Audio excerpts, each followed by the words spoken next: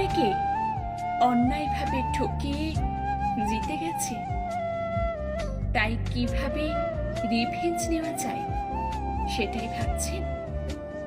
ছেড়ে দিন সে ভাবনা। যে আপনাকে অন্যায়ভাবে ঠকিয়ে জিতে গেছে তাকে শাস্তি দেওয়ার জন্য কখনোই নিজের সুন্দর মনটাকে কলুষিত করতে যাবেন না। মনে রাখবেন, যারা কাউকে ঠকায় তারা আর যাই হোক কখনোই ভালো মানুষ হয় না। কারণ ভালো মানুষ কখনো কোনো অবস্থাতেই কাউকে ঠকাতে পারে না। আর তাই যারা ভালো মানুষই হয় না তাদের কাছ থেকে ভালো কাজ আশা করাটাও বোকামি ছাড়া কিছুই না।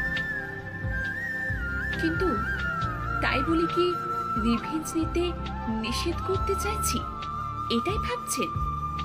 না, একদমই তা নয়। রিভেঞ্জ কেন নেবেন না? রিভেঞ্জ তো অবশ্যই নেবেন। কারণ ক্ষমা করাটাকে আজকাল দুষ্ট লোকেরা মহত্ব না ভেবে দুর্বলতা মনে করে। তাই রিভেঞ্জ অবশ্যই নেবেন।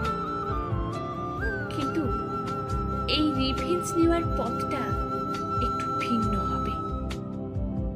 আপনি চান বা না চান, মানুন কিংবা না মানুন, তবে জেনে রাখবেন, রিভেঞ্জ অব দ্য নেচার বলে একটা কথা আছে, যাকে বাংলায় আমরা প্রকৃতির প্রতিশোধ বলে থাকি। এটা আসলে ঘটবেই, হয় আজ নয়তো কাল। একদিন না একদিন প্রকৃতি তার নিজস্বতায় প্রতিশোধ নেবেই।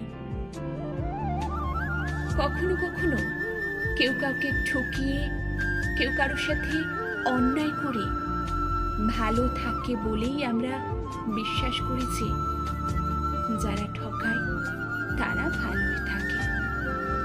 হ্যাঁ, তারা অবশ্যই ভালো থাকে, তবে তাদের এই ভালো থাকাটা সাময়িক। ওই যে কথায় আছে না, প্রকৃতি ছাড় দেয় কিন্তু ছেড়ে দেয় না। তাদের ওই ভালো থাকাটা হচ্ছে প্রকৃতির ছাড় দেওয়ার অংশ বিশেষ, আর ছেড়ে না দেওয়াটা হচ্ছে প্রকৃতির প্রতিশোধ।